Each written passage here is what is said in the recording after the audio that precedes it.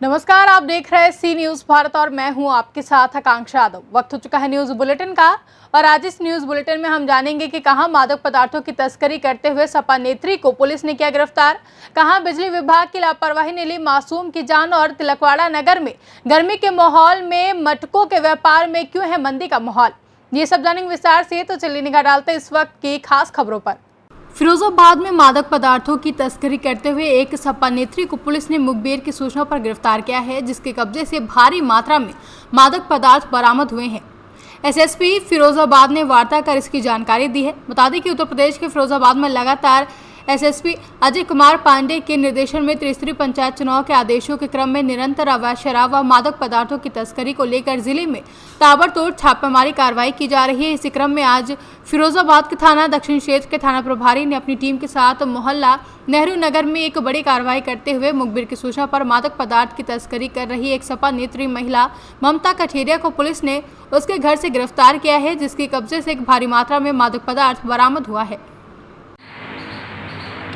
यह मामला थाना दक्षिण जनपद फिरोजाबाद का है, जिसमें थाना दक्षिण के प्रभारी सुशांत गौड़ के नेतृत्व में टीम को सफलता मिली है। इन्होंने एक कुख्यात एनडीपीएस तस्करी की माफिया और उसकी विक्रेता ममता कठेरिया को गिरफ्तार करने में सफलता प्राप्त की है।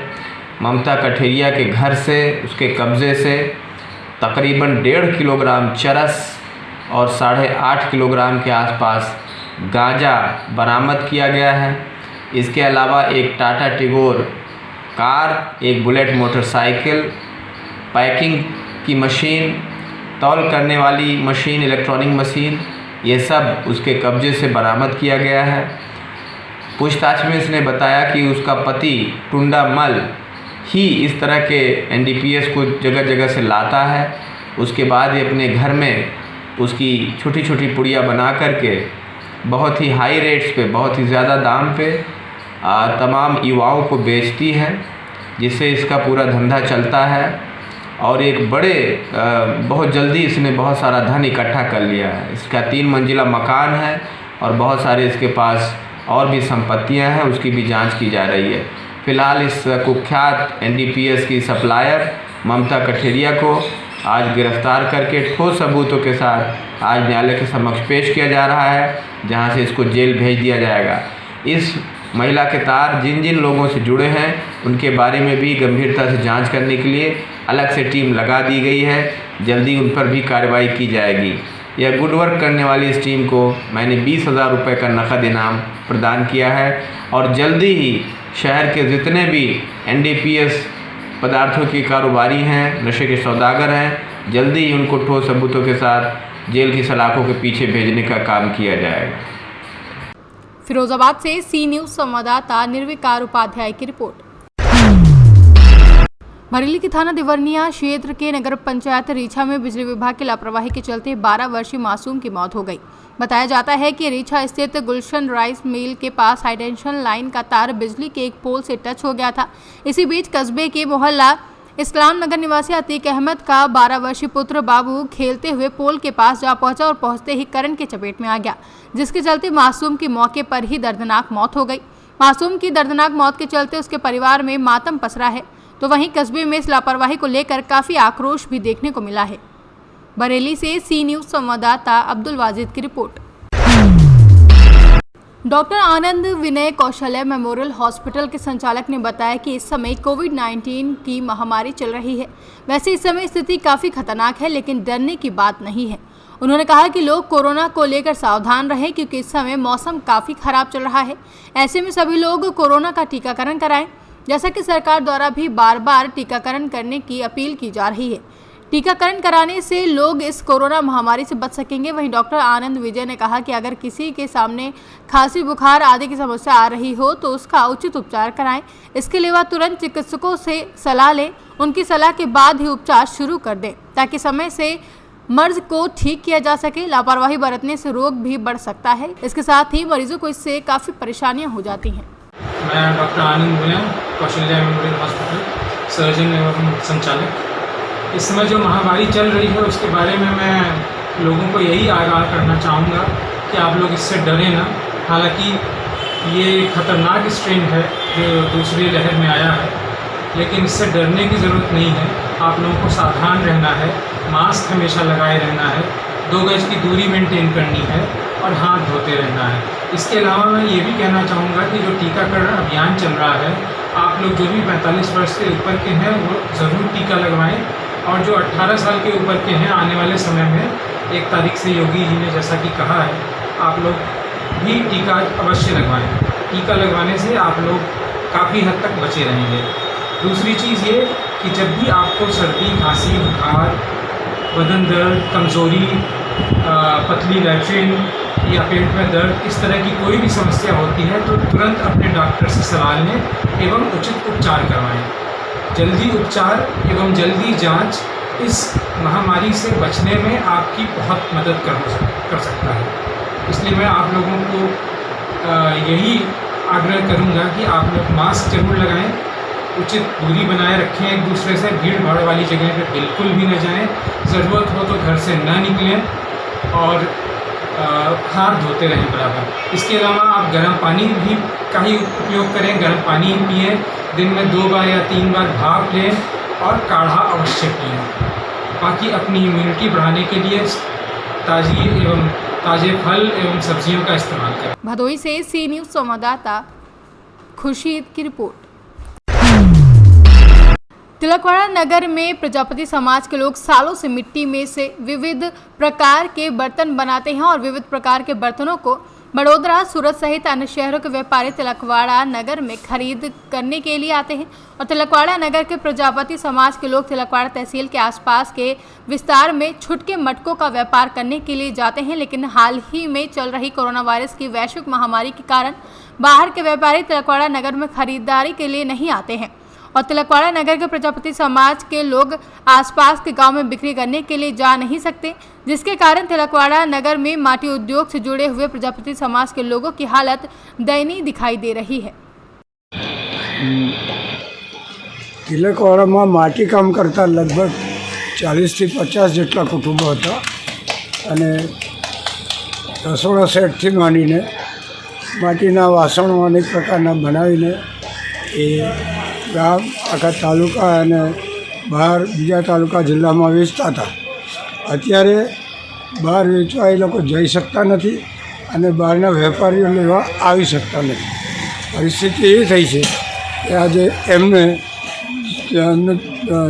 રોજિંદુ જીવન જીવવા માટે એમની પાસે વાસણના ઉદ્યોગ સિવાય બીજો કોઈ ધંધો નથી, એટલે થોડા મુશ્કેલી અનુભવી રહ્યા છે। એ મુશ્કેલીમાંથી બહાર આવે એ આ બધા એ લોકો વિચારી રહ્યા છે। હવે આ માટલા એ અત્યારે ગરીબોનું ફ્રીજ છે અને ફ્રીજ ગરીબો લાવી શકતા નથી। ફ્રીજનું પાણી ઘણી વખતે નુકસાનકારક છે, પણ આ પાણી પીવાથી એમને તાજગી આવે છે। પણ એ આટલો મહા મુશ્કેલીથી બનાવે છે છતાંય એનું વેચાણ થતું નથી। તેથી આ લોકો હવે ધીરે ધીરે આ ધંધા બંધ કરવા માંડ્યા છે અને અન્ય ધંધા કરવા પડતા છે। એ થોડાક કુટુંબો બચી ગયા છે તે એમની પાસે બીજો કોઈ ધંધો ન હોવાથી એ વળી રહ્યા છે। અહીંના 40-50 કુટુંબો જે માટીકામ કરીને પોતાનું ગુજરાન ચલાવતા હતા, પણ ધીરે ધીરે તેમનો એ ધંધો પડી ભાગ્યો છે અને અત્યારે તો કોરોનાના લીધે એકદમ પાયમાલના આરે આવીને ઊભા છે। એમને રોજિંદુ જીવન જીવવાને પણ ફાફા પડી રહ્યા હોય તેમ તેઓ જણાવી રહ્યા છે। गुजरात से सी न्यूज़ संवाददाता वसीम मेमन की रिपोर्ट। राजस्थान के अकलेरा कस्बे में एक ऑटो चालक प्रेमचंद बागली द्वारा अनूठा प्रचार प्रसार कार्य कर कोविड-19 के लिए जनता को जागरूक करने का अभियान चलाया जा रहा है। प्रेमचंद ने बताया कि मुझे पहले 5 दिन तक उपखंड अधिकारी द्वारा प्रचार प्रसार के लिए पाबंद किया गया था। उसके बाद मुझे ऐसा अनुभव हुआ कि देश में कोरोना वायरस तेजी से फैल रहा है, ऐसे में इसके प्रचार प्रसार की आगे भी ज़रूरत है। फिर मैंने स्वयं के खर्च पर यह जागरूकता अभियान चलाया है, जिससे मेरे मन को शांति मिली है। कोरोना महामारी के चलते आमजन सुरक्षित रहे और कोरोना महामारी से जंग जीती जा सके, इसको लेकर अकलेरा बस स्टैंड की दुकानों, बसों पर पोस्टर चिपका कर जनता को जागरूक किया जा रहा है। आपका नाम? प्रेमचंद, आप क्या करते हो? ऑटो ड्राइवर हूँ सर। और ये प्रचार के लिए आपको किसने कहा था? किसी ने ही नहीं कहा, वहाँ अपने आप से ही करने लगे साहब। ये आम पब्लिक सेवा की वजह से करने लगे थे। पहले एडीएम साहब ने बोला था, उन्होंने नहीं मना कर दिया तो हम करने लगे। अच्छा, तो पहले सरकार की तरफ से कर रहे थे, अब अपनी तरफ से ही कर रहे हैं सारा काम? हाँ, अपनी तरफ से ही कर रहे हैं साहब। पहले सरकार की तरफ से करते थे, अब अपनी तरफ से करने लगे। लोक सेवा दे रहे हैं, क्या करें। तो इसमें आपको बढ़िया लगता है कि भाई मैं इतने आदमी को जागरूक कर रहा हूँ? मेरे को इतना बढ़िया लगता है कि भारत में जितना भी जागरूक हो उतना ही हमारे को इच्छा लगता है कि हमारा और हमारे बच्चे बच्ची का और भारत के बच्चे बच्ची का भला हो। इसी वजह से हम ये कर रहे हैं सर। राजस्थान से सी न्यूज संवाददाता भगवान सिंह राजावत की रिपोर्ट। बांका जिले के चांदौन प्रखंड के गौरीपुर पंचायत अंतर्गत नाड़ीवारी गांव के महावीर मंदिर स्थान पर 21 अप्रैल को रामनवमी के पावन दिवस पर ठाकुरदास पिता स्वर्गीय अमृतदास के सौजन्य से एवं ग्रामीणों की सहमति प्राप्त कर अष्टयाम कीर्तन का भव्य आयोजन किया गया, जिसमें ग्रामीणों ने अपनी उपस्थिति दर्ज कराकर कीर्तन में बढ़ चढ़कर हिस्सा लिया। वहीं हरे राम हरे कृष्णा के मंत्रोच्चारण से पूरा भक्तिमय माहौल हो गया। बांका से सी न्यूज संवाददाता राकेश कुमार बच्चू की रिपोर्ट। कोरोना महामारी से करा रहे रायबरेली जिले को आज उस समय एक बड़ी राहत मिली जब जिले में बन रहे एम्स संस्थान में कोविड मरीजों के इलाज जल्द ही 50 बिस्तरों का L3 अस्पताल शुरू होने जा रहा है। रायबरेली जिलाधिकारी एवं एम्स प्रबंधन ने आपसी सहमति के बाद इसकी तैयारी शुरू कर दी है। दरअसल जिले में बीते दिनों कोरोना संक्रमितों का आंकड़ा बढ़ता जा रहा है और इससे हो रही मौतों का आंकड़ा भी कम नहीं हो रहा है। एम्स रायबरेली किस तरीके की तैयारियां हैं और कब तक उम्मीद की जाए कि लोगों को इसका लाभ मिलेगा? एम्स रायबरेली टर्शरी केयर अस्पताल है। इसमें हमारी कोशिश ये है कि आजकल की स्थिति को देखते हुए कोविड-19 के लिए लेवल 3 या टर्शरी केयर अस्पताल बनाया जाए। शुरू में हम 50 बिस्तर से इसे आरंभ करेंगे, जिसमें 32 ऑक्सीजन वाले बेड हैं और 12 ICU बेड्स हैं। इसमें हर एक तरीके की सुविधा उपलब्ध होगी, जांच करने से लेके इलाज करने तक।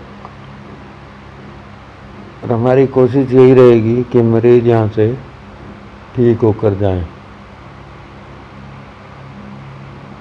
दूसरी बात यह है कि इस इलाके में रायबरेली का ये अस्पताल बनने जा रहा है, उसके आसपास के जो ज़िले हैं अमेठी, फतेहपुर, सुल्तानपुर, यहाँ पर भी कोई इस तरीके का अस्पताल नहीं है जो ऐसे मरीजों को देख सके। सरकारी उपक्रम में कोई भी ऐसा अस्पताल नहीं है। हमारे पास जिस तरीके के डॉक्टर, जिसमें physician, anaesthetist, surgeon, accident emergency के डॉक्टर, पैथोलॉजी के डॉक्टर, माइक्रोबायोलॉजी के डॉक्टर, जो मरीजों की जांच करेंगे और उपचार करेंगे, उपलब्ध हैं। सर फ्यूचर में क्या तैयारी है? क्या बेडों की संख्या बढ़ाई जाएगी क्या? फ्यूचर में यदि ज़रूरत हुई तो बिस्तर की संख्या 100 तक भी ले जा सकते हैं, और फिर भी उससे भी अधिक अगर ज़रूरत हुई तो 200 तक भी ले जाने में समर्थ हैं। क्योंकि एक दफ़े जब शुरू होगा तो ये जो 50 बेड हैं ये हमारा एक किस्म से प्रेरणा देने वाले होंगे। क्योंकि यदि हम इसमें सफल होते हैं तो हम किसी भी नंबर के कोई भी कितने भी बेडों में उपचार करने के लिए तैयार हैं। इसके लिए हमें मानव संसाधन की बहुत ज़रूरत पड़ेगी। मशीन तो पैसे से आ जाती है, पर मानव संसाधन के लिए तपस्या करनी पड़ती है। इसमें डॉक्टर जो कि 24 घंटे काम करेंगे, जैसे senior agent, technician, ward boys, ward servant, सफाई कर्मचारी, नर्सेज, इनकी ज़रूरत पड़ेगी। जैसे जैसे हम संख्या बिस्तरों की बढ़ाएंगे, इन कर्मचारियों की संख्या भी हमें बढ़ानी पड़ेगी। और इस प्रकार के कर्मचारी ज़्यादातर हमारे पास उपलब्ध भी नहीं हैं। नर्सें, उनकी सिलेक्शन हुई है, उनके आदेश भी जारी किए गए हैं कि वो शीघ्र से शीघ्र ज्वाइन करें। और जो कर्मचारी हैं उनको हम बाहर से जो हमारे